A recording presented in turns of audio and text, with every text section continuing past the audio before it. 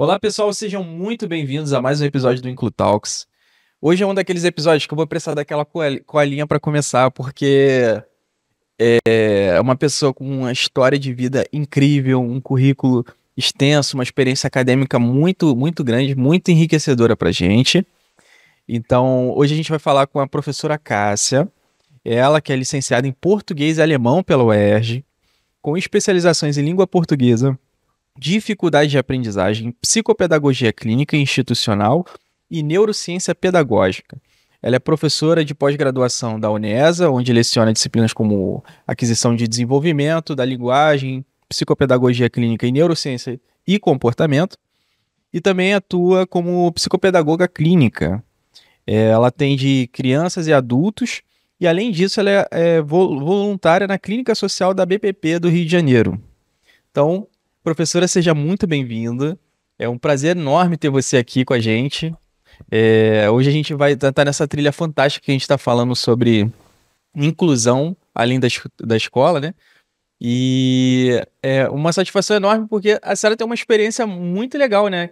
Relacionada justamente com essa questão da aprendizagem e como isso impactou além da escola, além do que era ali do ambiente de aprendizagem, né?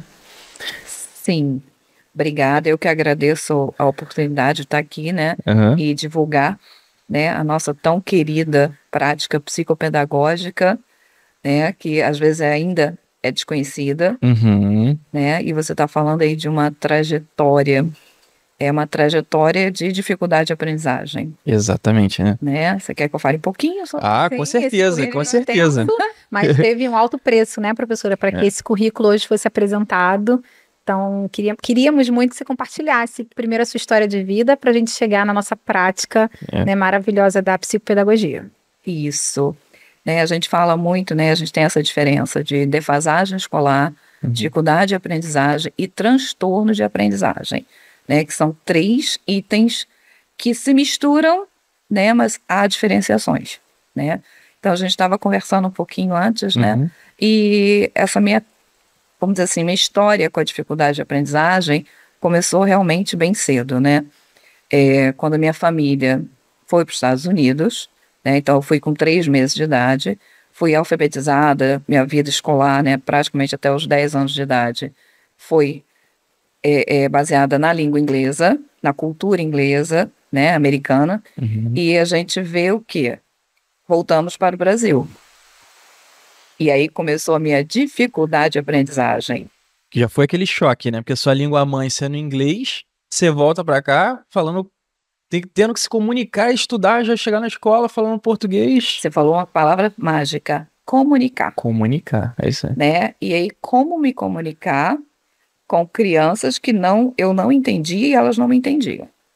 E que, na verdade, criou uma resistência. Eu saí de uma personalidade, né, vamos dizer assim, extremamente extrovertida para introvertida.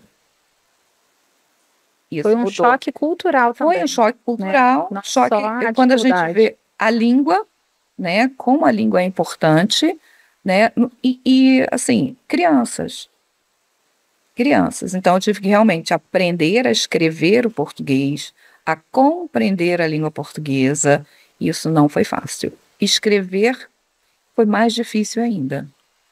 Então, quando a gente fala de dificuldade de aprendizagem, isso não quer dizer que eu tivesse qualquer tipo de transtorno, mas sim uma dificuldade, principalmente uma mudança de cultura e uma mudança de língua. E aí entrou a questão, né, alimentar, a questão dos programas de TV, né, tudo isso, ou seja, o meu dia a dia, meu cotidiano, foi transferido para um outro país, que é onde eu tive que me adaptar. E isso é o que a gente encontra nos consultórios.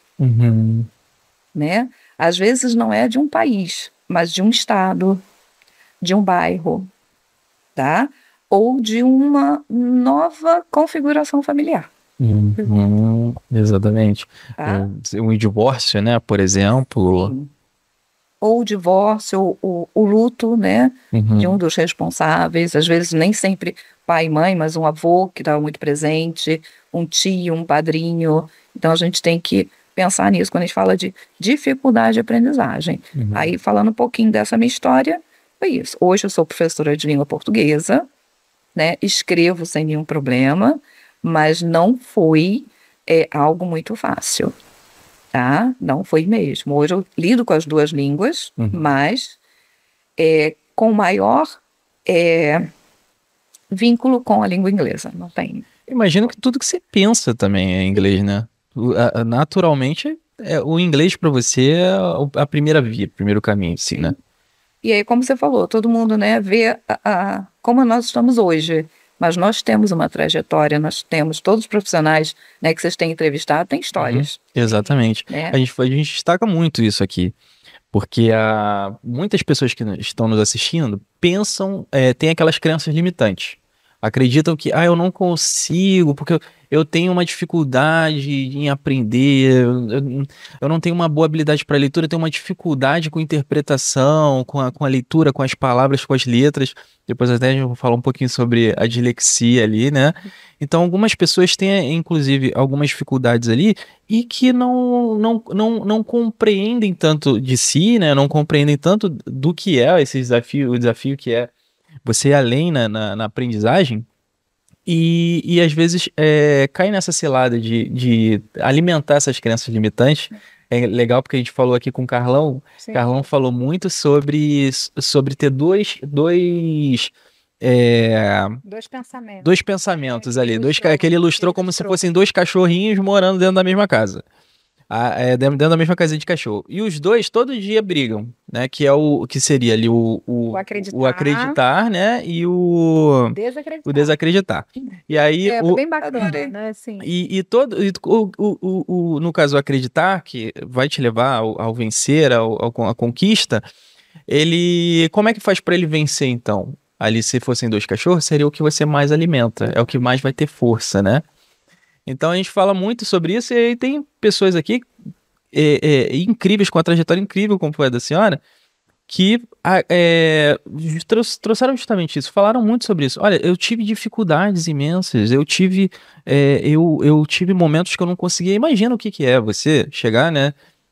Foi um choque muito grande. Você chegar no Brasil, um outro país com uma cultura completamente diferente. Gente, a comida muda, o café da manhã muda, né? Totalmente. Tudo muda. E aí você não conseguir nem se comunicar. Pra gente, às vezes, é uma situação até inimaginável, né, Stephanie? Você dentro da escola, você você tem seu amiguinho, tem a professora, tem quem você recorrer.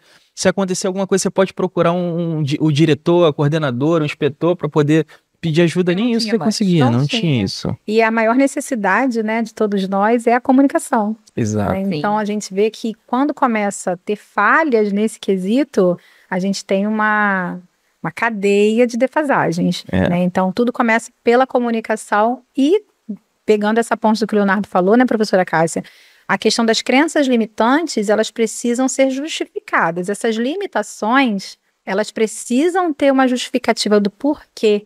Por que tem essa limitação nesse quesito? Talvez seja uma falta de estímulo, talvez seja a questão da metodologia para poder estimular melhor. Então, o que a gente quer conversar hoje é exatamente sobre as justificativas dessas dificuldades, a justificativa dessas limitações e o que a gente pode ofertar, né, dentro da nossa prática, dentro da nossa linha de estudo, pesquisa, a ajudar hoje quem está nos assistindo. Perfeito. E pegando a fala dele, né, essa questão da mudança de língua, e aí, como você falou, a gente precisa se comunicar com o outro, e a gente se comunica através do afeto, né? Através do olhar, através dos adjetivos que eu estou usando na minha organização de pensamento. Então, isso foi uma dificuldade minha, né? Quando eu consegui aprender um pouco da língua portuguesa, eu só consegui, vamos dizer assim, avançar na leitura, né? Porque em inglês eu escrevia uma frase com 3 palavras, que em português eu tinha que escrever com 10 para ter o mesmo sentido. Então, até que, né? E aí a gente entra um pouquinho da neurociência, até que entendesse essa nova forma de pensar, de reorganizar sintaticamente as frases e inserir, nós somos, né, brasileiro, a gente coloca adjetivo em tudo, né? Diminutivo, então, muita coisa, né? Bonitinha, queridinha, né? O fofinho, que a gente não tem na língua inglesa, né? Então tem essa diferença. Então isso também foi um choque, né? Eu aprender a me comunicar, a me expressar de uma forma com que o outro me compreendesse, né? Uhum. Então isso foi uma diferença. E depois aprender a escrever, né? Quando ela está falando, né, de processos de aprendizagem, dificuldades, são processos diferentes. A fala, a leitura, a escrita, a escuta. Uhum. Então, isso tudo interfere. Quando chega, né, a gente está falando aqui de aprendizagem, a gente precisa aprender que nós temos contato com essas áreas da linguagem muito pequenininhos, antes de ir para a escola, né? No balbuciar, né? Chegar a formar pequenas palavras, se comunicar. E onde a gente começa tudo isso? No ambiente familiar, né? Seja qual for a estrutura que eles têm, né? Que ambiente é esse? É um ambiente onde a criança ela é estimulada, onde ela é motivada a aprender, ou ela simplesmente é um objeto, e a gente vai colocar bem forte, né? Um objeto que está fazendo parte de uma família que não vai interagir com essa criança. Por quê? Porque é criança. Então, é como se criança não tivesse vez nem voz, né? E esse aprendizado já começa. Se é uma família que se comunica, que brinca, que nomeia, né? Essa criança tem muito mais facilidade nessas áreas, né, do que outras. No entanto, aí, aproveitando a sua fala, como que a gente vai descobrir que ela tem dificuldade nessa área? Normalmente só aparece no ingresso do ambiente escolar. Porque aí, com o aprendizado sistematizado, o que acontece? Não acontece. E aí sim, investigar o porquê do não acontecer.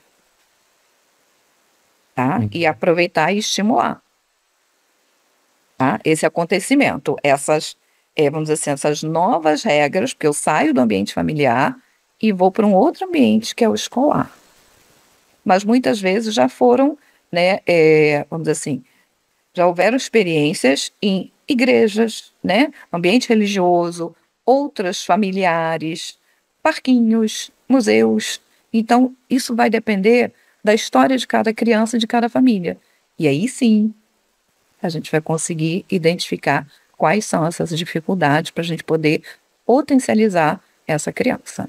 É curioso esse ponto, porque é uma coisa que a gente fala bastante, né, sobre o que eu aprendi começa em casa, a gente sabe disso, aprender começa em casa. Vou sempre defender isso, O aprender começa em casa. E aí tem aquela que, hoje temos uma dificuldade, um grau de dificuldade maior, né, com pais, em alguns casos, que de criar um ambiente adequado de aprendizagem em casa, né, um ambiente favorável à aprendizagem em casa, né, e eu vejo no seu relato que talvez o ambiente que você teve acesso, não sei se já estou afirmando, pode ser que sim, que não, mas me dá a impressão de que você teve um ambiente um pouco mais favorável à aprendizagem. Quando você chegou aqui, você teve a capacidade de transformar aquilo que era um desafio e buscar as potencialidades e desenvolver isso, que inclusive foi o que impactou lá no seu futuro, né?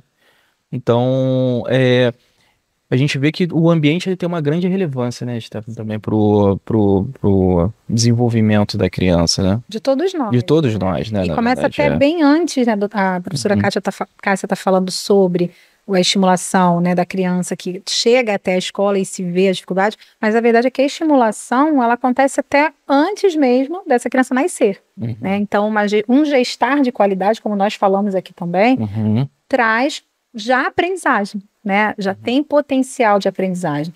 Então, o que você também está falando, né, das famílias criarem esse ambiente, né, tão facilitador, o ambiente, para mudar, precisa de mudança de comportamento. Então, os pais de hoje precisam mudar comportamentos, comportamento de serem pais de verdade, porque ser pai, ser mãe dá muito trabalho e precisa muita renúncia, precisa muita anulação de si e é necessário pagar o preço. Então, quando você. E aí vem as comparações, né? Como você falou, a professora Cássia até colocou muito bem, quando chega lá na escola é que se vê a forma, né? Por que não está dentro do esperado. Mas essa criança já dá sinais muito antes. E é claro que tem comparação familiar, comparação com outro filho, mas assim, às vezes fica mais confortável, não quero saber disso agora. Então, isso é um prejuízo a longo prazo. Então, a gente podia já estar intervindo nessa criança desde que viu o primeiro sinal atípico, seja ele qual for. A gente não está falando só de transtorno, a gente está falando de desenvolvimento. Mas, não, tenho tempo. E aí, erroneamente, né, tem médicos, tem pediatras que ainda afirmam, não é o tempo da criança. Existe tempo, mas o tempo tem um limite. Então, se não aconteceu até aquele tempo, esse tempo já passou. Então, não tem essa temática, mas vai ter o tempo dela. Ela tem o tempo dela dentro da curva do neurodesenvolvimento, né, professora? Então, isso é importante as famílias perceberem que não compete só a escola dar conta desse todo. Compete ao meio familiar ver que algo está fora do esperado. Talvez, como a senhora bem colocou, a dinâmica familiar alterada trouxe prejuízos que essa criança apresenta e que não é um transtorno. Eu também sou muito dessa fala, professora Cássia, de que nem tudo é transtorno. Nós estamos numa geração altamente tecnológica, com baixíssimas habilidades sociais, e nem tudo vai ser justificado com um transtorno, com um fármaco. Então, essa é a importância da gente estar conversando hoje, trazer esse conhecimento, né, para quem nos assiste, para quem nos acompanha, para quem faz acompanhamento conosco, né, incluir também na sua clínica social, de que temos outros caminhos, existem outras estradas a serem percorridas e, para isso, é necessária a investigação, né, professora? Com certeza. E a gente está falando de um ser, né, que é biopsicossocial. Então, a gente tem que investigar dentro desse corpo físico que aprende, ou porque não aprende, né, dessa psique, o que está acontecendo nesse ambiente, o que é favorável ou não, né, e esse social, né, e aí você fala aí hoje da questão do uso do celular, onde, né, em que local esse aprendizado está acontecendo, né, a gente está aprendendo aqui, ó, a usar o microfone, né, a sentar, a se comportar, olhar uma água, isso é aprendizado o tempo todo. Né? A gente aprende, abriu os olhos, está aprendendo. Né? Todo mundo, desde bebê, é o que a gente fala. Essa questão do desenvolvimento, todo profissional que está trabalhando, né, na clínica, na área pedagógica, seja na escola, seja em clínicas, seja com ambiente de aprendizagem, desenvolvimento infantil. Né? A sua fala é importantíssima, porque ok, está dentro do planejamento, está dentro do desenvolvimento, mas até quando? Né? Então, eu tenho que ter esse olhar diferenciado, sim. Muitas vezes, pois a minha fala é de que isso acontece à escola, principalmente no processo de alfabetização. Aí começa, ou sonhos são construídos ou desconstruídos. Isso é verdade. Né? E aí a criança começa a ficar com uma etiqueta, a gente coloca etiqueta, aqueles que sabem alfabeto, aqueles que não sabem, né? A turma dos mais fracos, a turma dos mais fortes. Isso é uma seleção, é social, tá ali. Já tive caso de gêmeos, onde os pais faziam essa comparação que você está falando. Só que um deles era TEA, o outro não era. Então era uma comparação extremamente injusta, né? Dessa criança chegar no consultório e ter a seguinte fala: eu gosto quando eu venho aqui porque você me escuta. Isso é muito sério. Né? Era o único lugar onde ele tinha para ser ouvido, para ser ele, e não ser comparado com o irmão gêmeo. E aí, na anamnese, você vê exatamente a fala da mãe. Então, ela discriminava totalmente. Então, você imagina, aí a gente fala, ambiente familiar. Em que ambiente familiar essa criança estava sendo desenvolvida? Nesse, de comparação. Tá? porque são gêmeos. Então, um ficou retido na escola, o outro seguiu em frente. Então, mas nós tivemos um grande desenvolvimento. A partir do momento que ele se entendeu ser capaz de aprender, né? E mesmo sem a mudança da dinâmica familiar. Mas ele conseguiu se entender. Então, isso foi uma ajuda. Foi perfeita? Não, porque não tinha envolvimento da família. O envolvimento era negativo, né? Aí entra aí o biopsicossocial. Como a gente vai interferir? Porque a gente tem um limite, né? Eu estou na clínica ou estou na escola, mas eu tenho uma família. E é essa família que fica com ele muito mais tempo do que a escola ou qualquer terapia. Então, a gente tem que pensar nisso. Sim.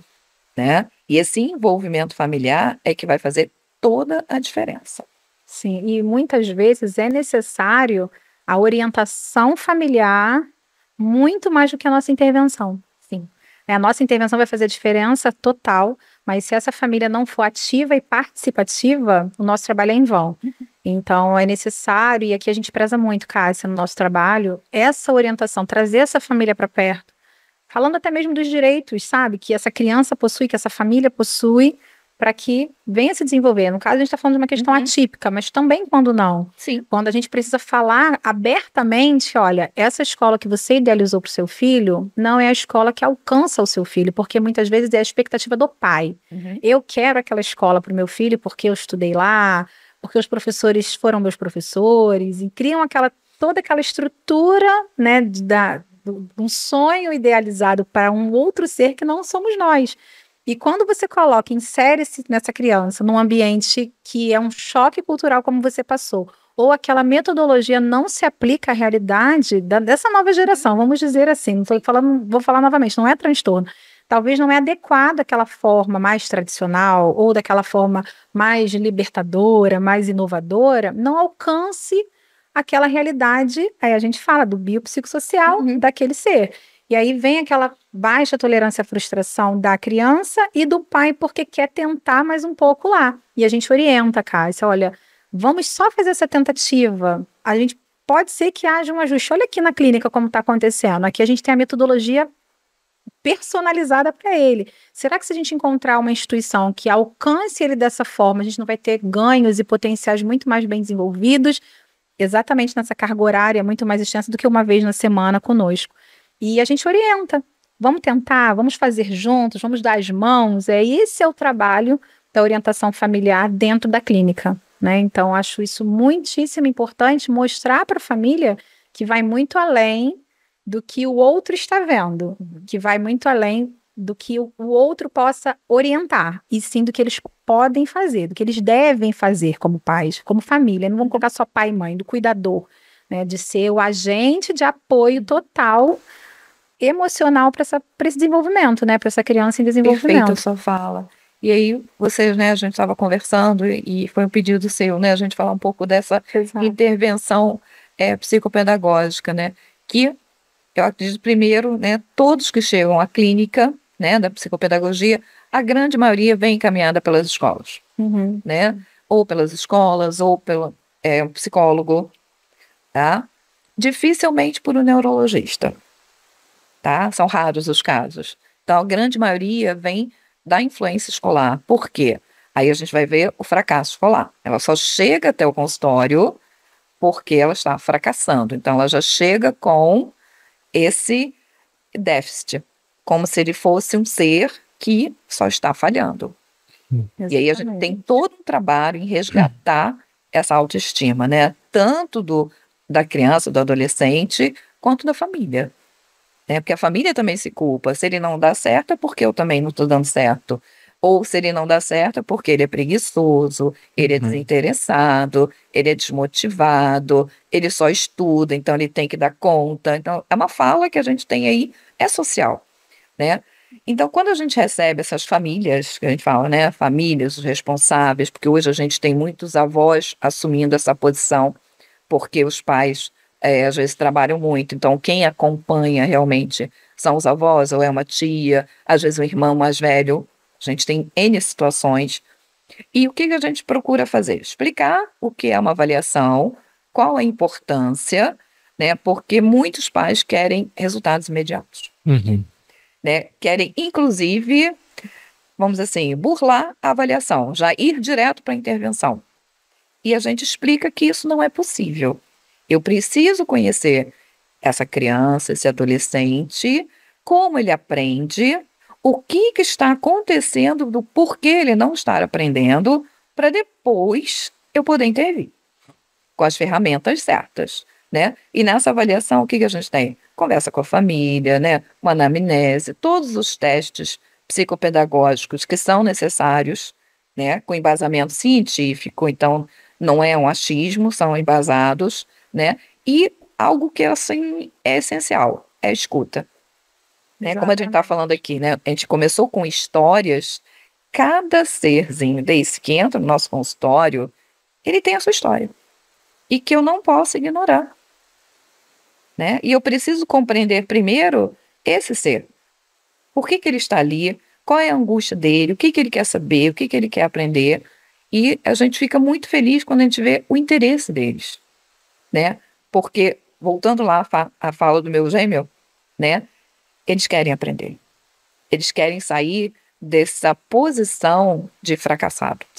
E a gente percebe o esforço para isso, né? E é o que nos motiva a realmente ajudar o quanto antes. Por mais que a família até peça prazos, né? A verdade é que a família pede prazo. Mas até quando? Até quando? O até quando nos compete em objetivos.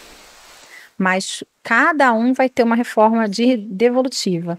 Então, é essa parte que eu acho que falta a compreensão mesmo, né, da família, como nós estamos falando, é um investimento. Quando a gente trabalha em clínica particular, sim, como pelo plano de saúde, a gente sabe que é um investimento, mas é um investimento no desenvolvimento. Não é uma questão assim, vou dar um remédio para passar dor de cabeça, em 40 minutos fez efeito. Não é isso, a gente está falando do desenvolvimento global, a gente não está falando só de um aspecto de linguagem, de alfabetização, de conseguir somar e subtrair. A gente está falando do desenvolvimento num todo, e entender as áreas do cérebro que estão sendo afetadas exige estudo, exige que a gente faça uma análise muito profunda, né, de literatura, de artigo, de protocolos, para que a gente chegue numa hipótese, que a gente tem que chamar de hipótese, para seguir.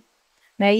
E a família fica naquela, eu não estou vendo o resultado ainda, mas se a gente parar, né, que seja até um paciente que chegou há pouco tempo, e se a gente parar para comparar uma semana para outra, os ganhos são muito significativos. E às vezes não com que ele entra no ambiente, já mudou. Exato, o vínculo que foi estabelecido, né? Uma criança que ficava ali na recepção, vou dar um exemplo do que acontece comigo, fica na recepção, vamos lá, hoje eu não quero, tem certeza? E na semana seguinte já entra, nem quer dar boa tarde para quem está ali, olha, hoje eu trouxe isso, então são ganhos muito significativos e que valem até muito mais do que um B com Rafaz Bar. Então, falta muito a família perceber que o atendimento psicopedagógico é um acompanhamento para a vida. E hoje a gente podemos atender até idosos, então não tem idade para aprendizagem acontecer. E é isso que a gente preza, e é isso que eu defendo, e é isso que vai fazer acontecer, né? Esse acolhimento para que qualquer indivíduo desenvolva, seja na condição que for. Né, como a gente falou, pode ser uma condição só de método, mas pode ser uma condição realmente de um transtorno de aprendizagem, ou pode ser uma questão até muito mais profunda, patológica. Então, para isso, é necessário o tempo, e o tempo de qualidade, o tempo de calma, de escuta, para que a gente possa fazer um trabalho de qualidade e validando principalmente, né, professora, a gente estava falando sobre isso, a importância de não ficar só no consultório.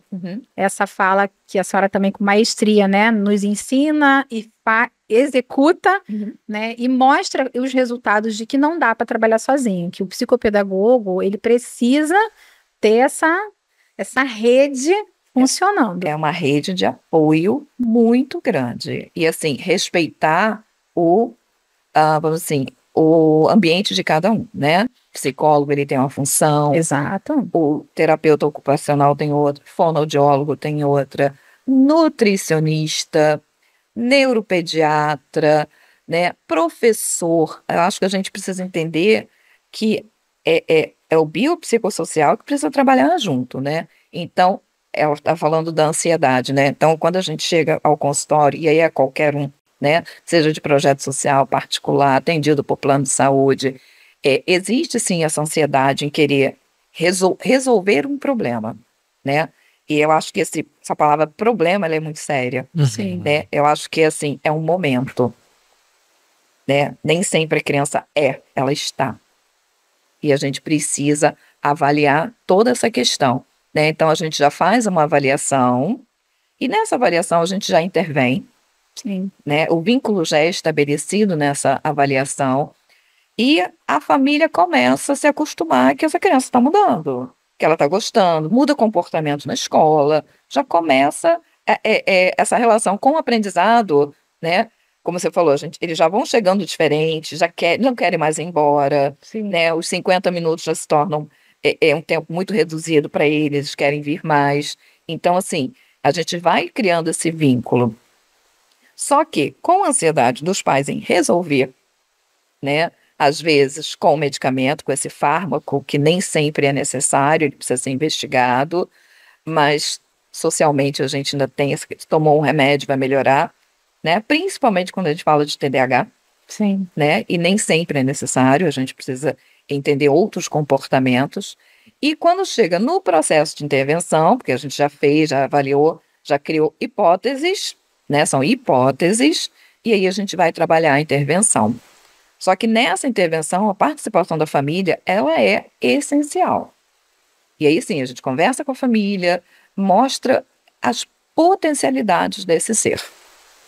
Né? A gente não pode ficar só no que é fracasso. O que ela tem de potencial? O que a gente pode desenvolver? Que habilidades estão faltando para que ela se torne um ser mais completo, né? Diante do que a gente fala completo, né? Porque cada ser é único. Uns gostam de escrever, outros de dançar, outros de desenhar, né? Outros de esporte, de música. Olha quanta coisa a gente tem. E a gente fica olhando só, né, para aquele ponto negativo. Uhum. E a partir dali, aquele é só um ponto negativo. Invalida as múltiplas inteligências. Eu falo assim, gente, eu também tenho deficiência. Olha só, eu uso óculos. E quantos chegam até o consultório onde o problema não é um transtorno, simplesmente questão de visão ou de audição. Então entra o bio, né? Que corpo é esse que está aprendendo? Quais são vamos dizer assim, as funções, né, orgânicas que estão sendo negligenciadas? E uma criança que volta com 5 graus, né, para leitura, realmente ela não está enxergando o quadro, ela não consegue ler, ela não consegue aprender, porque o mundo está obscuro. Uma criança com baixa audição, né, ela não vai conseguir aprender, ela está ouvindo o professor, não está ouvindo nada, está brincando. Né? Uma criança que realmente é TDAH, hiperativa, corre, brinca, sobe. E aí entra também a faixa etária, ok, mas com 10 anos, subir na carteira, corrigir, né, sair toda hora da sala, deixar cair tudo, a gente passou do tempo de observar. Uhum. Verdade. Né? Não é porque é mal criado, porque não obedece. Olha quanta coisa a gente tem aí. E nessa intervenção, aí entra sim essa tríade. Clínica, né, o psicopedagogo, escola e família. Sem essa, não tem como a gente conseguir auxiliar. A gente fala auxiliar, porque ele vai se desenvolver. Sim. Né? Já chegou até aqui. O que a gente pode potencializar? E uma coisa que eu uso muito na clínica, já na avaliação, é o brincar. Ela me conhece, ela sabe que o brincar, né, dando aula, né, na psicopedagogia, todo mundo fala da minha famosa mala rosa, porque eu levo vários brinquedos, porque o psicopedagogo, ele precisa gostar de brincar. Né? Então, o que eu costumo fazer? Eu empresto jogos, porque muitas famílias não têm mais jogos em casa. Uhum. O jogo que eles têm é no celular, é no computador. Então, essa convivência do brincar, do rir, né? E aí a gente vai vendo uma série de coisas, limite, controle inibitório, planejamento, esperar o tempo do outro e estar reunido. Eu falo assim, gente, meia hora. Né? E tem jogos que eles voltam assim, nossa, já comprei o jogo, foi muito bom, quanto tempo a gente não brincava. Então, estabelecer esse vínculo familiar que muitas vezes já está totalmente perdido. Sim. Pela rotina, né, dos pais, pela rotina da família e da falta do interesse da criança. Mas também, se ela não foi estimulada a brincar, A gente estava até conversando no início, né? As escolas hoje não brincam mais. Sim. Não Tem que dar pintam conteúdo. mais. Não usam massinha mais. Tá? Então, quando eles pegam, uma das etapas da avaliação, a gente usa massinha. Nossa, que delícia! Nem você vê eles amassando. Que coisa boa! Eu nunca brinquei. Tem alguns falam, eu nunca brinquei com isso, ou há quanto tempo eu não brinco com isso? E ainda tem, né, a questão dos pais não quererem fazer sujeira em casa. A gente compreende, mas assim, o brincar, ele é essencial. E não tem idade. Né? É motivador o brincar. É de 0 a 100, 102, 103, a gente tem que... o brincar é exatamente o construir uma relação. Né? É tão bom brincar, tem tanta coisa boa, e a gente está vendo isso nas escolas. Uma educação sem brincar. Só com conteúdo, conteúdo, conteúdo e sem brincar. E aí a intervenção é importante a gente estimular essa brincar. Sim. Quando a família compreende esse processo, nossa, a criança voa. Por isso a senhora comentou, né, do último vídeo que nós postamos, né, sobre o brincar para trazer a aprendizagem acontecer. Com adjetivo. Eu sou da área, então, né, e que foi uma grande dificuldade minha em compreender esse substantivo, esse adjetivo. Então, eu sou apaixonada e eu trabalho muito isso no consultório. Essa questão de usar as palavras. Palavras são divertidas. Né? Eu costumo usar muito um livro, Marcelo, Martelo, Marmelo. Sim. Eles amam essa história. Né? Quando eles sabem ler, quando não sabem, eu conto a história e a gente começa a inventar criar as pseudopalavras, eu também uso. Né? As pseudopalavras são muito divertidas. Né? Porque a criança ela começa, eu comi, eu bebi, eu sabia, né? E é nessa brincadeira das palavras que você vai construir um sentido para você. Sim. Né? A gente estava conversando aqui um pouquinho antes, pessoal, e tem até uma coisa curiosa que depois eu vou explorar um pouquinho mais, que a professora Cássia, ela é também corretora do Enem, né? A gente estava falando um pouquinho sobre isso, isso daí inclusive é um tema sério. Mas é curioso, a gente vê tantos relatos disso, né? Tantas características que são importantes na escola e estão sendo perdidas. É por isso também que a gente está falando tanto sobre isso, né? Sobre educação além da escola, né? Você vê, por exemplo, uma brincadeira, né? Massinha. Gente, para algumas pessoas pode parecer bobagem, mas você brincar, né? Desenvolve, tem toda a questão do desenvolvimento socioemocional, do desenvolvimento motor, das habilidades de pré-escrita, o fortalecimento das mãozinhas para depois começar a escrever. Olha quanta coisa pode ser agregada para uma criança só no ato de uma brincadeira. Sim. Que muitas das vezes não além de trazer uma acomodação sensorial. Acomodação sensorial, explorar texturas, né? Às vezes começar a desenvolver ali explorar naquela criança, talvez ela tenha uma aptidão grande para artes no futuro, né? Você sabe que a gente teve um caso aqui, né, a Stephanie contou, né, de um aluno nosso, inclusive, que ele, com massinha, ele começou a recriar um mapa mundi, numa brincadeira de massinha. Eu não conseguiria. Nem. Ele é um aluno fantástico. Eu só identifiquei, né? Quando eu identifiquei, porque ele falou assim, a Oceania. Aí eu falei, aí quando eu olhei, fiz aquele campo visual, eu falei, você fez um mapa mundi? Ele, sim, as Américas já estão prontas, estou fazendo a Oceania. Então, assim, aquela construção. E aí depois ele ainda vou fazer o último continente a ser descoberto. Então você vê a associação que ele fez no brincar. Estamos falando de uma alta habilidade, uma superdotação? Sim, mas não desmerecendo, né, que é possível qualquer indivíduo recriar ou criar outras formas ali, dando lúdico, dando função ao brincar, né? Seja com massinha, seja com sucata, seja com pote de danoninho que a mãe já manda jogar fora, né? Então, a gente vê que existe muito essa poda do construir também, né, Cássia?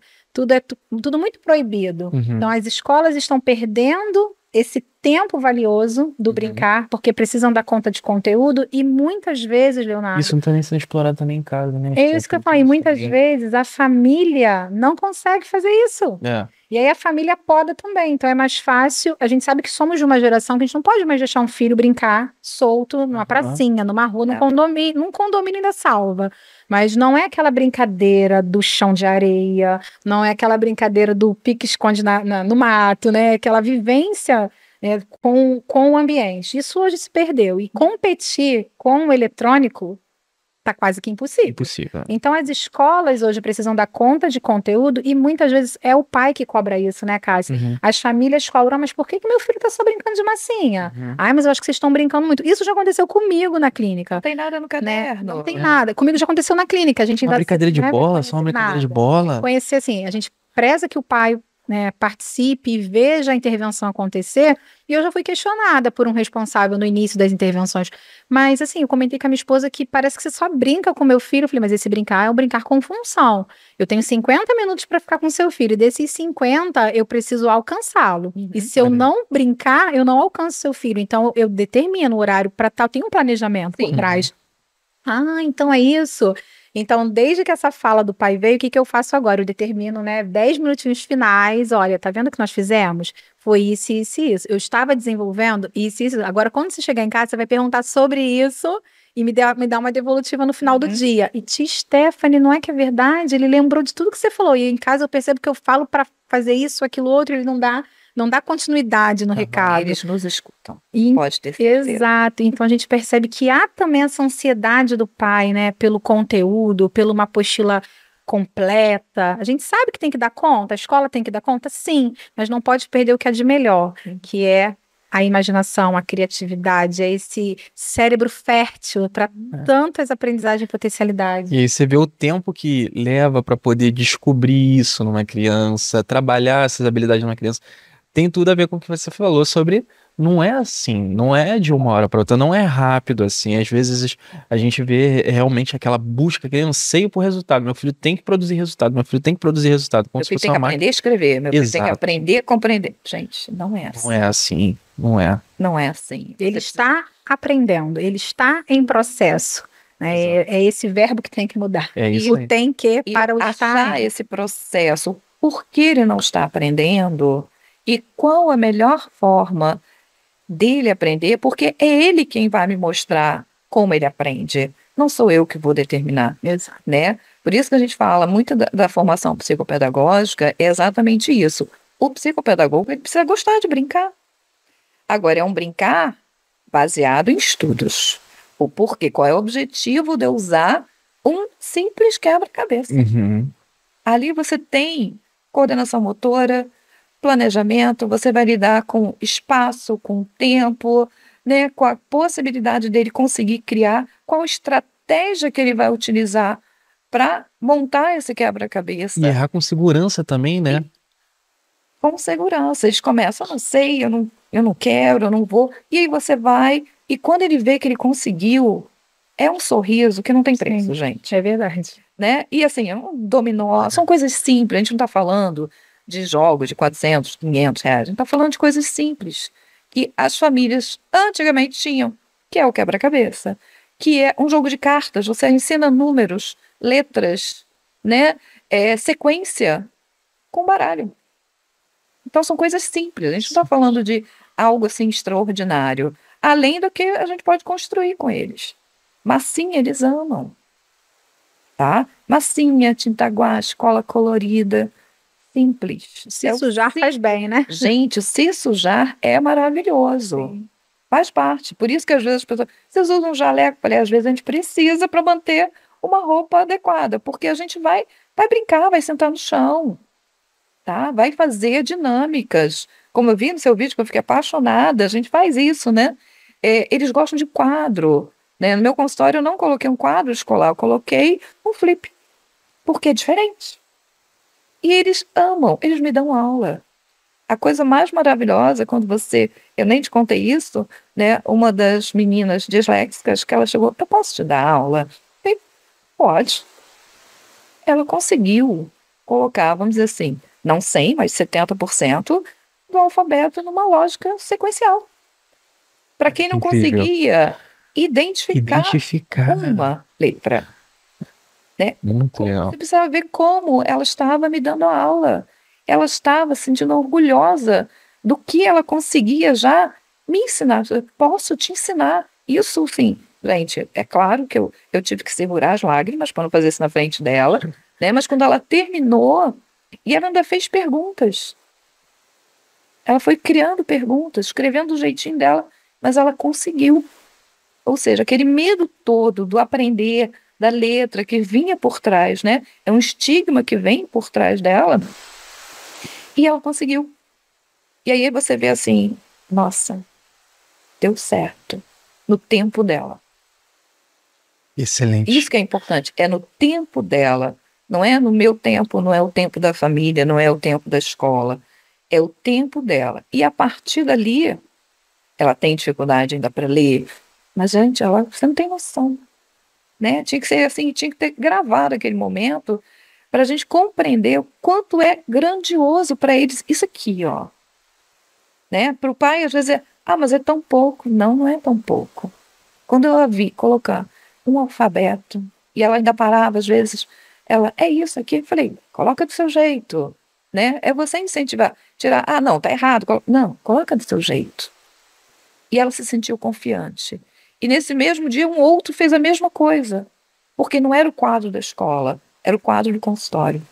Onde eles podem pegar a caneta e serem protagonistas desse aprendizado. Acho que isso faz muita diferença. É isso que a gente quer. É ser protagonista, criar com que eles sejam autônomos. Às vezes eu falo assim, olha, você já está perto de ter alta. Não, mas eu não quero ir embora. Eu falei, mas eu não quero você na barra da minha saia. Eu quero que você voe. Né? Porque essa é a função, é fazer com que eles voem. Exatamente. Né? Porque se ficar agarradinho na nossa saia o tempo todo, não vai dar certo. Né? Eu estou te dando os instrumentos para você voar. E aí, quando a família percebe isso, aí eles falam assim, realmente não dava para ser em 1 mês, em 2 meses. Precisa de um tempo. Uhum. Mas para isso, quando a família se envolve, o resultado é muito mais rápido. Muito mais. Agora, quando a gente não tem esse retorno da família, e aí por, vamos dizer assim, N fatores, né? Às vezes falta de tempo, falta de conhecimento, falta de engajamento familiar, às vezes um dos responsáveis acredita, o outro não acredita, então isso também interfere nessa dinâmica, né? E aí são fatores que nós não estamos assim... É sensacional quando a gente vê esses relatos assim, né, de por exemplo, uma criança com dislexia escrevendo, porque isso é muito transformador. A gente vê de fato ali o poder da educação. E hoje, isso é uma coisa muito valiosa. Eu vou trazer aqui como exemplo do que você estava falando, sobre essa questão do processo. Tem tudo a ver com o que o Carlão falou aqui. Carlão, inclusive, um abraço, Carlão. O Carlão, ele veio aqui, ele falou que tem a pessoa que acredita no resultado e a pessoa que acredita no processo. Um deles é mais feliz. Eu acredito que a pessoa que confia no processo, que acredita no processo. E a gente vê que isso é de uma transformação absurda. Pessoal, quando a gente fala aqui sobre uma criança dislexa começar a escrever o alfabeto, isso é uma coisa incrível. Hoje, por exemplo, eu estava dando uma olhada, Stephanie, nos dados do último censo, que saiu agora, 2025, né? Quem olha superficialmente, olha assim e fala, poxa, a gente tem um índice de analfabetismo menor. Mas, pera lá. O analfabetismo funcional aumentou. Sim. Principalmente entre jovens de 15 a 29 anos. A gente está falando de jovens que, se você colocar ele para ler uma frase assim, a cor da casa era amarela, e você perguntar para ele qual é a cor da casa, ele não sabe te responder. Mas ele leu. Mas ele leu. Isso é muito sério, é muito grave. Ele né, decodificou. Exatamente. Ele não leu. Ele não leu. Não absorveu aquela informação, não interpretou a informação. São pessoas assim... E, gente, imagina o cenário seguinte. O cara, ele não é adulto, a gente tá falando de um rapaz de 30 anos, nos seus 30 anos, a gente tá falando de um aumenta, se eu não me engano, acho que é de 4%, Stephanie, de analfabetos funcionais em relação ao último censo. Então, você imagina, uma pessoa com 30 anos vai numa unidade de atendimento, é prescrito um medicamento, chega em casa, precisa ler a bula e não consegue interpretar o que está escrito na bula, não consegue entender a posologia, não consegue entender nada do texto, precisa buscar um auxílio para tudo. Então, é muito perigoso quando a gente entra nesse território em que se fala assim, E é justamente por isso que a gente está batendo tanto nessa tecla, né? Eu acredito que vocês também têm essa visão. A escola, ela não vai conseguir comportar tudo aquilo ali, não vai conseguir comportar todas aquelas habilidades. A escola, ela tem, a gente sabe todas as expectativas que tem na escola, mas e a importância fora dela? A importância do ambiente, da família, do preparo, da clínica, que vai potencializar essas habilidades. Então, hoje eu estava conversando com a Cássia mais cedo e ela estava me relatando o quão assustador, né, Cássia? A gente pode colocar assim, que é pegar uma redação, por exemplo, atualmente. Você vê uma diferença muito grande nisso, né? Sim. Né, a gente estava falando aí, você estava falando da redação do Enem, né? Eu sou de língua portuguesa, então minha trajetória como professor de redação é grande, né? Sou apaixonada, eu acho assim, isso até uma vez na faculdade, a professora até, você está querendo ser salvadora. Não é, eu acredito na leitura e na escrita, né, como cidadania. Perfeito. Foi exatamente o que você estava falando, né? Eu estava te ouvindo, né? Então, assim, lá atrás eu ouvi isso, você está querendo salvar o mundo. E eu acho que quando a gente tem sonhos, né? E quando você falou, quando eu vi a minha menina, né, escrevendo alfabeto, ali eu vi cidadania, ali eu vi respeito, porque ela vai sair dessa família, ela vai para uma faculdade, ela vai para um trabalho, ela é especial, ela é maravilhosa, né? E aí, quando a gente fala de Enem, a gente vai lá atrás. A educação começa em casa, vai para os bancos escolares, que às vezes não dá conta, mas esse aprendizado não se dá somente na escola. E a gente tem escolas, a gente sabe que tem projetos maravilhosos com esse resgate total, né, do aprender. A gente não está falando aqui só reconhecer o alfabeto, é fazer com que esse alfabeto, esses símbolos criem sentido. Tá? E aí sim, cidadania.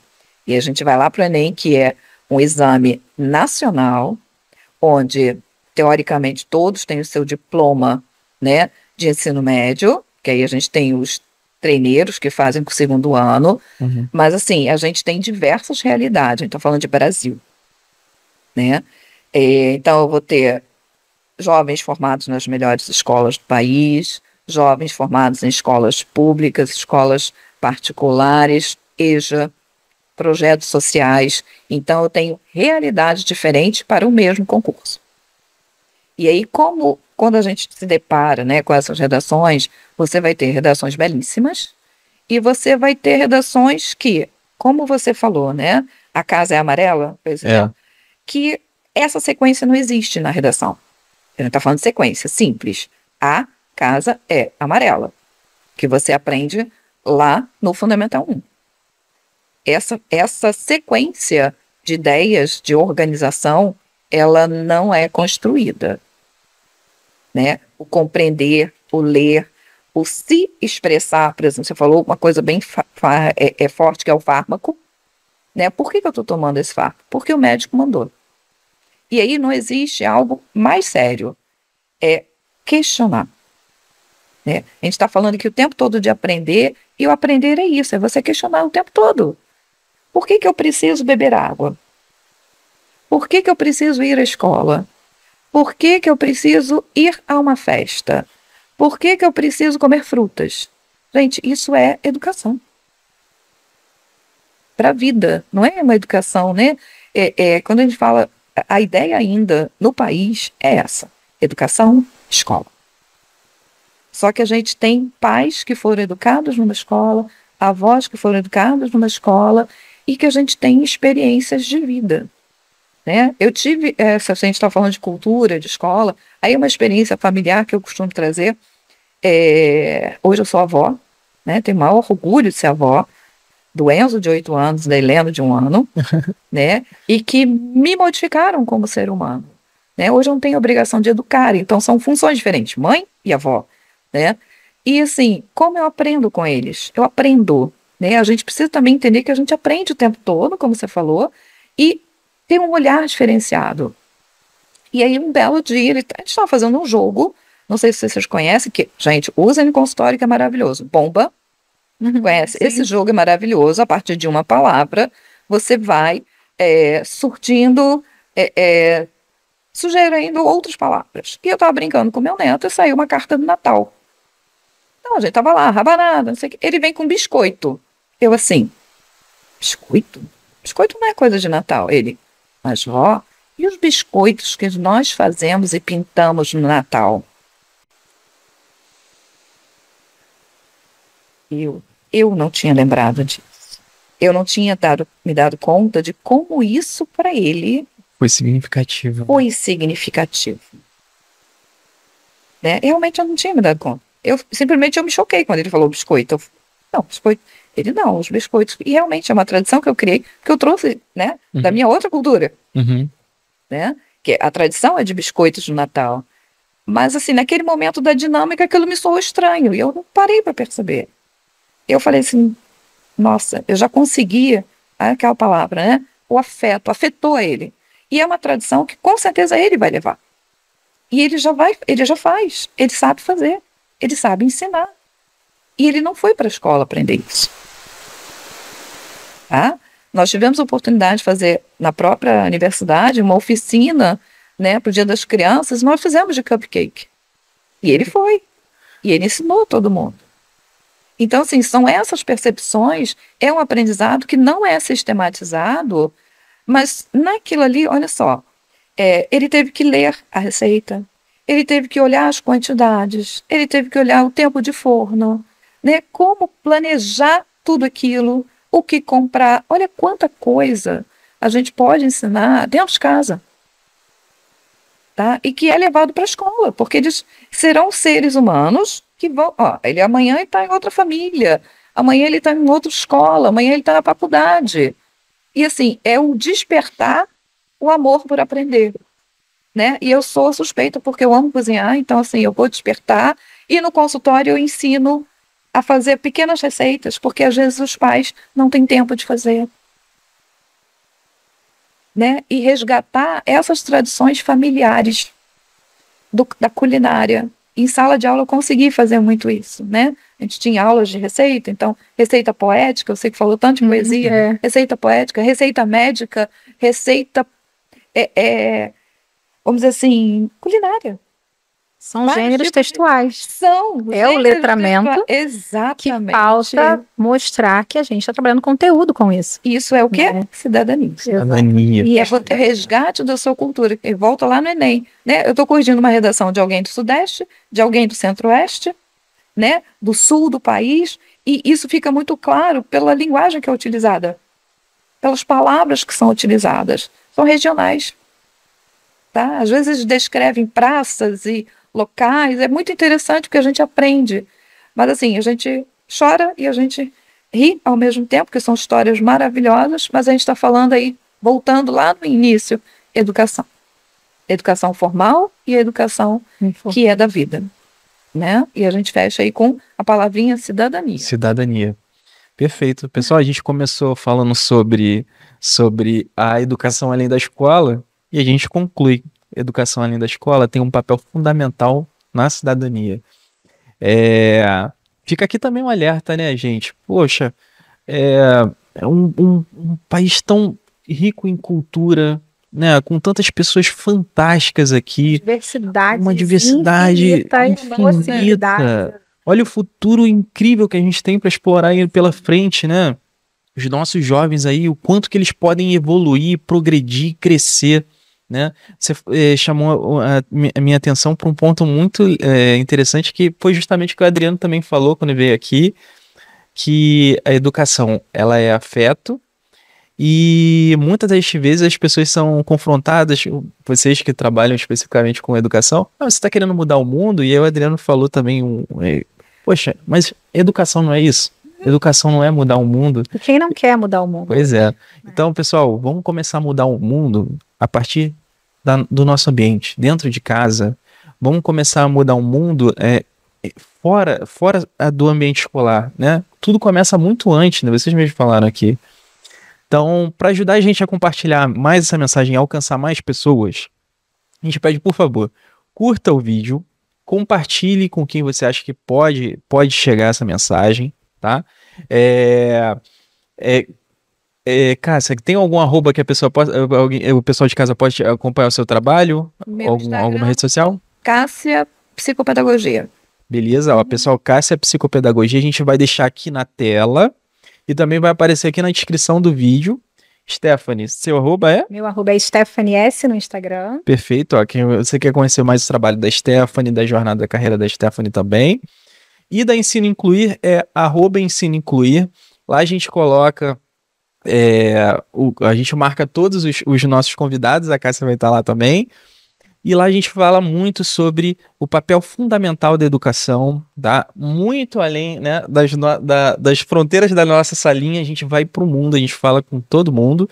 Então, pessoal, siga, se inscreva, curta o vídeo para ajudar a gente nessa missão, que é cultivar um futuro mais inclusivo para todos. Cássia, muito obrigado por ter você aqui, viu? Eu que agradeço. É uma satisfação enorme, uma honra ter você aqui. Minha professora.